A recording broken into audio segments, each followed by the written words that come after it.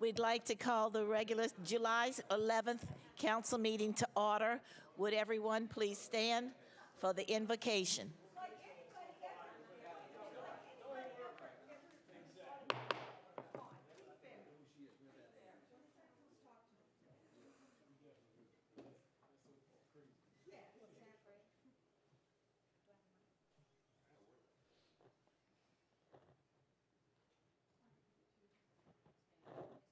Thank you. We'll bow our heads and remember we're in the presence of the Lord. Heavenly Father, as we come before you this evening, we ask that you grant us wisdom to do the things which are right for our city. We ask that you fill our hearts with compassion so that we may know the plights of others and work on their behalf. We want to pray in a special way for our former school board member, Judy Colgan, with the loss of her son, Kenny Wilkerson. And we want to pray for resident Joanne Schneller, who lost her father, Anthony Caruso, who's also my great-uncle, that those families continue to heal in remembrance of the loved one that they lost. We want to pray, as we always do, for our firemen and for our policemen, that you continue to keep them safe as they protect our families. For these blessings and all things we ask in your name, amen. Amen. Councilman Reyno, would you lead us in the pledge? I pledge allegiance to the flag of the United States of America and to the republic for which it stands, one nation, under God, indivisible, with liberty and justice for all.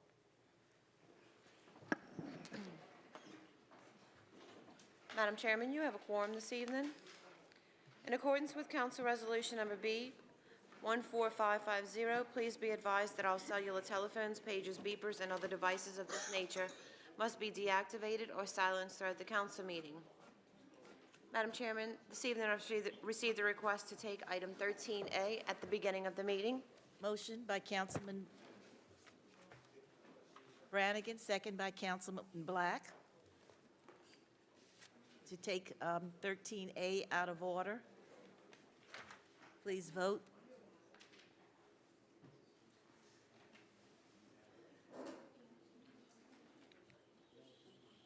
One more. One more vote, please. Madam Chairman, motion passes 7-0.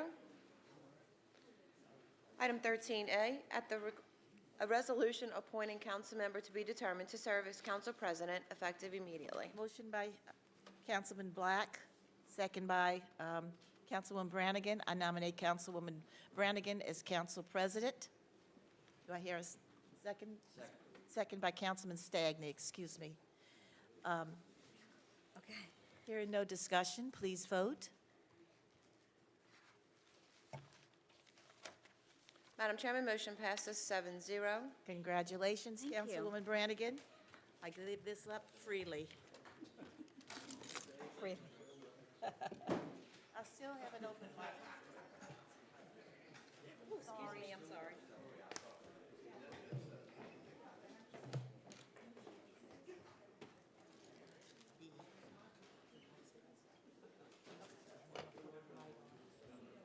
I want to take this time to thank Councilmember Black for her service. While she makes it look easy, it's not as easy as it looks sometimes, but we know that Jeannie takes her job very seriously, and we appreciate all of her efforts. And thank you for the confidence in me to serve you. Did we vote yet? Yeah, okay. All right. Congratulations. No words with friends Yeah, during the meetings. congratulations. We've also received a request to take item 13B at the beginning of the meeting. Motion by Councilmember Black, second by Councilmember Brannigan to take item 13B. Council members, please vote. Madam Chairman, motion passes 7-0 to change your order. Councilmember Black. Yes, I'd like to take this opportunity to put the name of Councilman Keith Reyno for vice president. Second by Councilman Stagney. I think I do that. Oh, I forgot. I'm teasing. It worked. We have a motion and a second to insert Councilmember Reyno as vice president. Council members, please vote. Your motion was Black, second by Stagney? Yes. Sure. If she says so. And third by Councilwoman If DeFrancis. Jeannie says so. Madam Chairman, motion passes 7-0. Great. So this is Councilmember Reyno's first time to serve as vice president. So so there's a little initiation afterwards, so we'll. Congratulations. Congratulations, sir. We will move on now to the consent agenda. Item 1 is approval of minutes, the regular council meeting of June 20th, 2013. Item 2 is approval of alcoholic beverage permit applications. We have none. Item 3 is approval of bingo and public gathering applications. Item 3A is application number 1758/13, Our Lady of Perpetual Help Roman Catholic Church to hold a public gathering for the purpose of a St. Rosalie procession on September 8, 2013, from 3 p.m. to 7 p.m. at 2008 Short Street in Kenner. Item 4 is correspondence reports from the mayor, CAO department heads. We have none. Item 5 is acceptance or rejection of bids requiring an expenditure of less than $5,000. We have none. Item 6 is change orders requiring an expenditure of less than $5,000. We have none. Item 7 is acceptance of committee findings for final passage. We have none. Item 8 is re-subdivision of ordinances for final passage. We have none. Council Clerk, do you have that recorded as Brannigan Black? I don't have a motion yet on consent. Okay, motion by Councilmember Black, second by Councilmember Brannigan on consent. Council members, please vote. Madam Chairman, motion passes 7-0. Under the public appearance agenda this evening, we have item 9, public hearings for final passage. Item 9A is a public hearing regarding summary ordinance number 11,566, a supplemental ordinance amending and supplementing ordinance number 5848 adopted on May 7th, 1987, as amended and restated and readopted on July 7th, 1994, the general bond ordinance, and ordinance number 10,572 adopted on April 18, 2013, the 11th supplemental ordinance approving and confirming the sale of not exceeding $47 million of sales tax bonds, Series 2013, City of Kenner, State of Louisiana, approving the certificate of determination and the bond purchase agreement relating to the sale of bonds and providing for other matters in connection therewith. Madam Chairman, this evening we've received a request for a one-meeting deferral. Motion by Councilmember Black, second by Councilmember Brannigan on a one-meeting deferral. Council members, please vote. Madam Chairman, motion passes 7-0. Item 10 is opening of bids. We have none. Item 11 is reclassification of zoning for final passage. We have none. Item 12 is other ordinances for final passage. We have none. Item 13 is resolutions and motions by council members. Item 13A was taken earlier. Item 13B was taken earlier. Item 13C is a resolution authorizing the City Council for the City of Kenner to hold a public hearing to determine whether or not the buildings located at 2001 Kentucky Avenue, Kenner, Louisiana, should not be repaired or demolished. Motion by Councilmember Stagney, second by Councilmember Black. Councilmember Stagney. Thank you, Madam President. I've worked with code for a good while now, several months, maybe up to 2 years at least. This is a property at 2001 Kentucky that is just in horrible condition. The neighbors have been complaining. We had a report from the chief of the Inspection and Code Enforcement Department that the structure may be in a safety hazard to all of its neighbors. So we want to go ahead and set a public hearing for August 15th next month and ask the property owner to be here and go over the structural integrity of the property and the building and have everybody, even the neighbors, an opportunity to speak on this. So I'd ask for your support. Thank you, Madam President. Seeing no further discussion, council members, please vote. Madam Chairman, motion passes 7-0. Item 14 is items removed from the consent agenda. We have none. Item 15 is acceptance of contracts and similar matters approved by the mayor.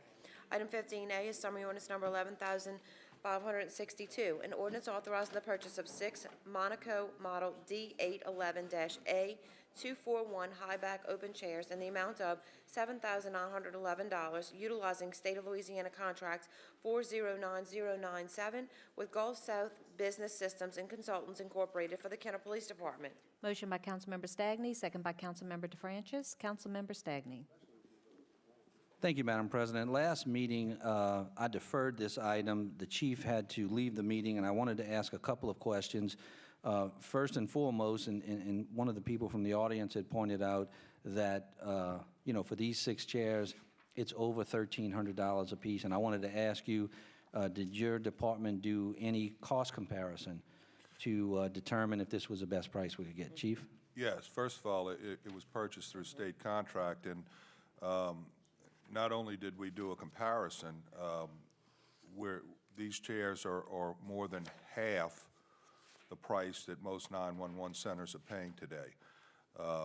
Some nearby 911 centers paid nearly $3,000 per chair. These chairs, you know, people think that they're, you know, chairs that, like we're sitting in here. They're not. These chairs are used 24 hours a day, 7 days a week.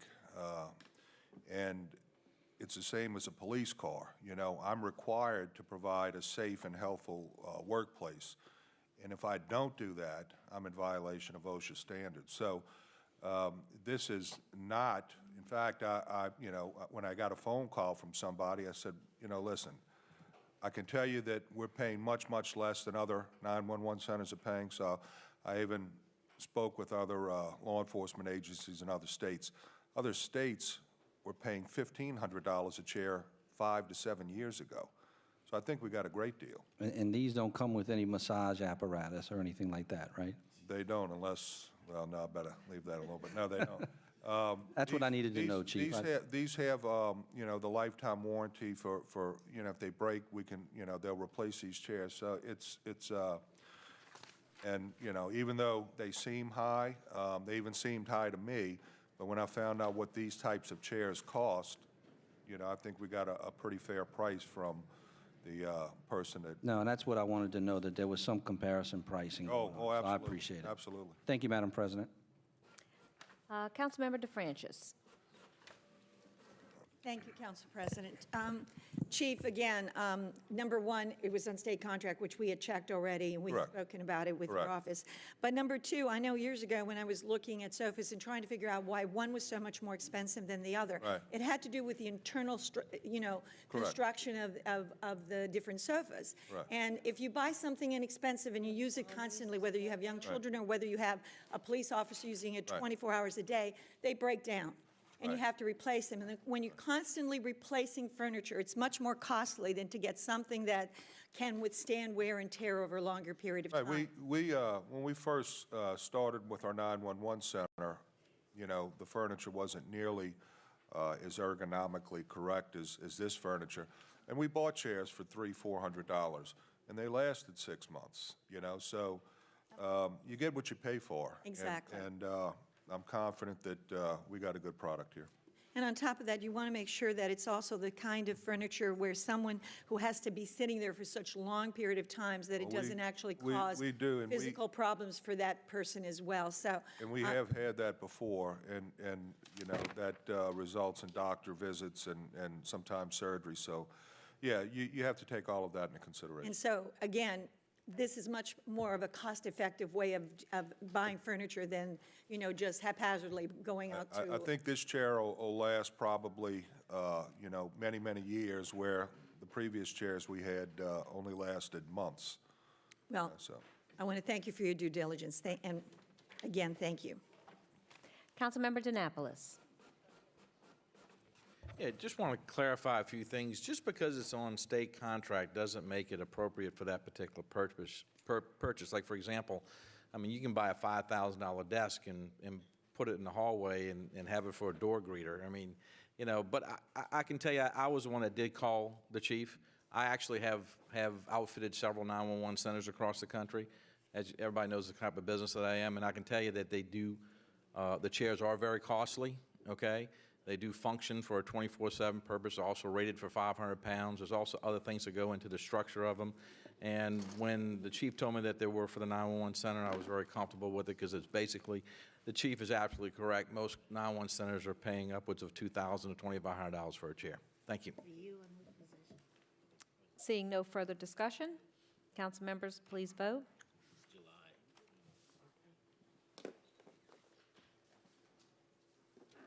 Madam Chairman, motion passes 7-0. Item 15B, summary ordinance number 11,569, An ordinance accepting the responsive bid received from Han Enterprises Incorporated in the amount of $7,816 to remove certain tot lot equipment and to furnish and install new equipment at the Wood Lake Tot Lot in accordance with letter bid number 13-1499 for the Department of Parks and Recreation. Motion by Councilmember DeNapolis, second by Councilmember Black. Councilmember DeNapolis. Ken, if you can come up front for, this is something that we've been trying to get accomplished over at Wood Lake. Actually, this tot lot equipment has taken a little bit of damage ever since Isaac and situations like that, so we're going to be replacing all that out. The one thing that I can tell you that some of the concerned citizens in that area is are we going to able to close off that fence line that goes through the canal? Will we be able to secure that?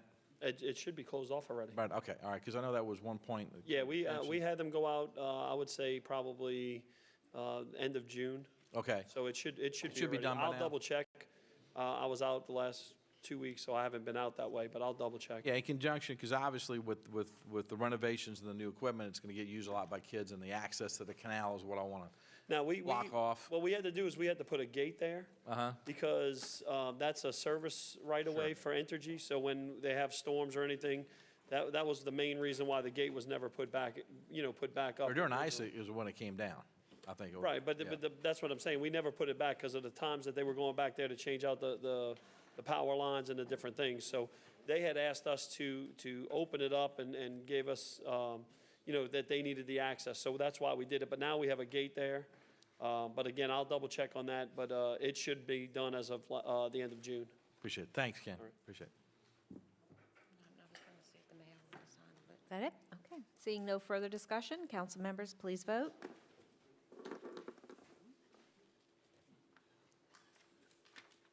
One more? One more vote. Madam Chairman, You motion moved on passes it. 7-0. Item 15C is summary ordinance number 11,570. An ordinance accepting the responsive bid received from Fleming Construction Company LLC in the amount of $1,748,351 for the West Loyola and West Stanford Force Main Project in accordance with sealed bid number 13-6129 for the Department of Public Works. Motion by Councilmember DeNapolis, second by Councilmember Black. Councilmember DeNapolis. Thank you, Madam Chair. This is in the northwestern part of my district, West Stanford and West Loyola, and basically, about a year and a half ago, we completed the lift station at that point. We actually moved it from the median to a lot that we had purchased, got it off of the roadway, and actually, this is going to be now the force main that's going to be going from that new lift station, that new state-of-the-art lift station, and get it to our 4MG station, which is the force main that actually forces everything to our treatment plant. And basically, this is all part of that $60 million, close to $60 million the city has the last 3 or 4 years been doing projects on. I know Jose's doing a great job on this. I think we got a great contractor here, huh, Jose, with Fleming Construction? Yes, sir. Yeah, I tell you, they do excellent work, and I'm glad that they were awarded. And it was bid out, and they were low bidders, so I was glad that they received the bid. The important thing about this is that, once again, it's $1.7 million. Nobody sees it. It's not pretty. It goes underground. People don't even know it's there after it's done. But these are the things that this city needs to do.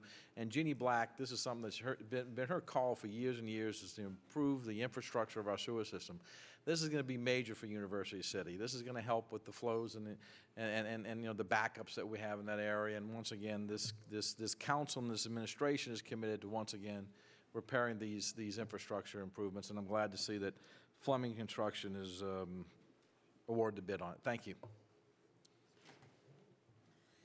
Councilmember Stagney. Thank you, Madam President. Mr. DeNapolis, you and your predecessor dealt with tremendous sewage problems in that subdivision going way back to 1996, and I know there have been some small upgrades. Is this the biggest upgrade that the West Stanford Station has gotten?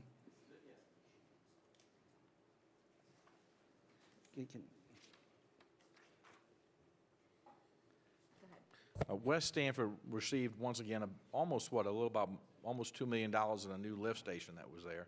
So this is part of all that connectivity of getting that, to work into the 4MG. Now, back you know, it is one of the major, I mean, $1.7 million is a lot of money that's going into the project.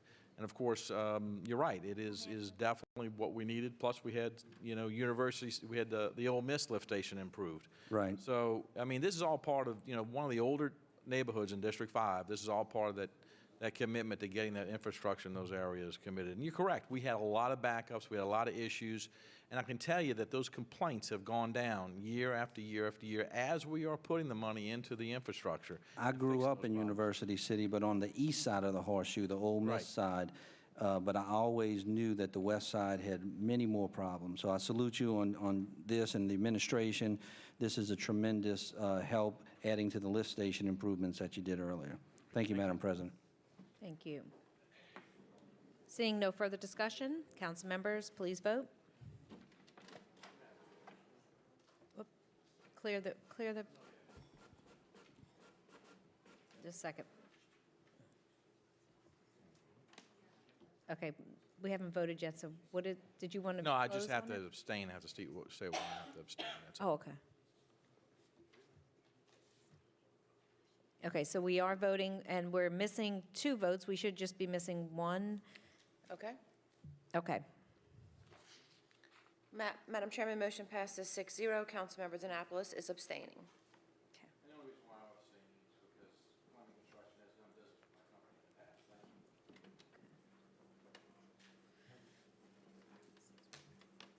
you. Madam Chair?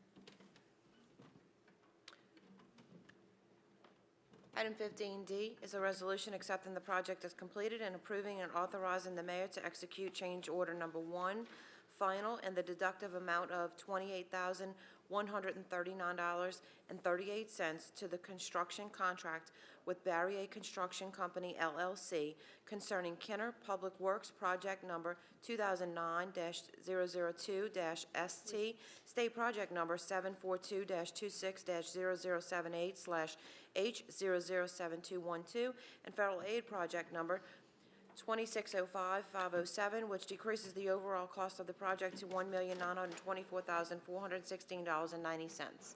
Motion by Councilmember Carroll, second by Councilmember DeNapolis. Councilmember DeNapolis. Jose, the change order for $1.9 million out of this change order, that's not something that we're coming out of our capital budget on, are we?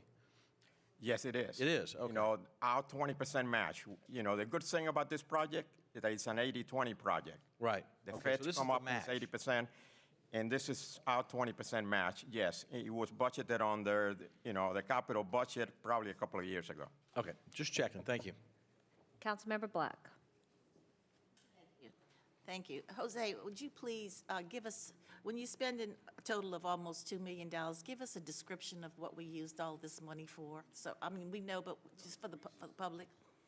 Okay, I'm not sure whether you're familiar with, that stretch of roadway and the condition it was, prior to the resurface. But primarily what we did out there is we cold milled the asphalt and resurfaced the roadway, and for safety purposes, we added shoulders to the roadway. Right.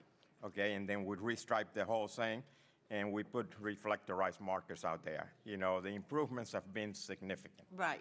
And you may have seen in various areas in the city of Kenner where we've been doing this with the grant money. And so I just want to make sure that everybody knows that, we are utilizing whatever we have to do to make these roads in better condition. And so, and of course, the $24,000 change order is for what reason? Change order? Mostly adjustment of bid quantities, up or down, primarily down. Okay, so when Okay, they and then bid- we added some guardrail out there. Okay, so when you bid these projects, that you don't have that in your specs, that they know they have to do that? Well, when we bid these projects, the estimated quantities are estimated quantities, okay? So, this particular project may have required, let's say, 10,000 tons of asphalt, okay? But because of X, Y, or Z, instead of 10,000 tons of asphalt, we may have only used 9,500 tons of asphalt, okay? So that resulted in a net decrease of X number of dollars. So this particular project probably had like 50 line items that were bid. okay? So the bid quantities were estimated quantities. So at the end of the project, when everything is add up and double-checked and measured, you're not going to have the exact number of quantities, okay, that were bid. So you got to do a statement of overruns, and the statement of overruns generated a decrease in this project of roughly $28,000. Well said, and then when you have almost a $2 million project, if you only have 24,000 in extra charges that you unforeseen, I guess we should be thanking, I can't see you. But anyway, I know the answers. I just want to make people aware of things that, when we spend money in Kenner, we wanted you to know where we're spending it and how we're spending it. So, thank you. Thank you, Councilmember Black. Councilmember Carroll. Thank you, Madam President. And Mr. Gonzalez, also, I'd like to thank you and your staff for this hard work. And also, the area that Jeannie is asking about is from Salem to Virginia. And as most of the people in District 1 that travel along from the Veteran Heights and the Susan Park area, it was in deplorable condition. And not only the overlay has been added to it and the shoulders, like you said, but also the striping of the street was beginning to fade out. It was vague. You couldn't see it. So that also has improved the safety, especially at night. So the people who live in the area and also the people who travel that corridor on a regular basis, from construction workers to city workers and to mothers and fathers with their children, can appreciate the fact that now the road is smooth. And most of the streets in District 1, they are overlaid with asphalt. And I think for me, I think it's a smooth ride. And we appreciate the fact that we may have to adjust it, repair it, maybe more often than the cement. But I think in the long run, it's a smoother ride for us. So thank you very much. Thank you, Madam President. Thank you, Councilmember Carroll. Councilmember DeFrancis. Thank you, Council President. Most of the time when we get these resolutions, it's about an increase in cost, unforeseen expenses. So I just want to clarify again, because, sometimes in the discussion, things get lost in translation. And I want to make sure everyone understands this is a decrease. Money coming back to this city, money that we didn't have to spend. And we're not talking about a few pennies when we talk about $1,924,416 and some cents. We're talking about a lot of money. So again, it is a decrease. That's people in this city are being saved because of the work of our public, the hard work of Jose Gonzalez and the Public Works Department. So thank you to you and your entire staff. Okay, seeing no further discussion. Council members, please vote.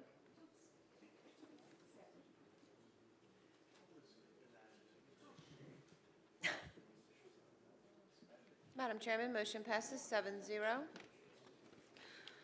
Item 16 is ordinances and resolutions in summary for first reading. Item 16A is an ordinance authorizing repairs to 2003 model year Case Dozer Unit 2101 in the amount of $6,452.32 by Lee Tractor Company, Incorporated, an authorized dealer for the Department of Public Works, Division of Streets and Drainage.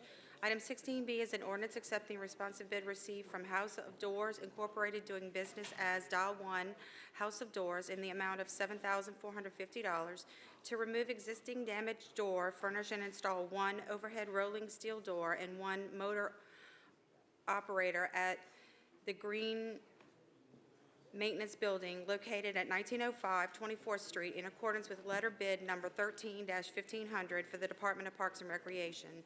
Item 16C is an ordinance accepting the responsive bid received from Tico Safety Incorporated in the amount of $43,053.20 for the purchase of 30 electronic control devices, cartridges, accessories, and extended warranties, and authorizing the exchange of 30 units for a per-unit credit in accordance with seal bid number T13-6141 for the Kenner Police Department.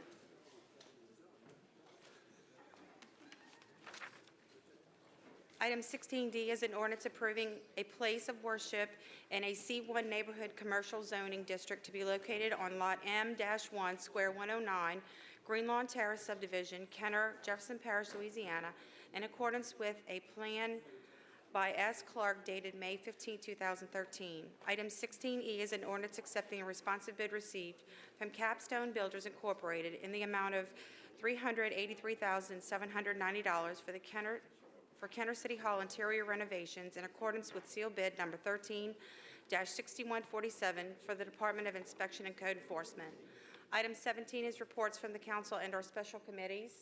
A couple things. I just wanted to remind everybody that we will be having back-to-back council meetings. So our next council meeting will be next week because of the way that the 4th of July fell.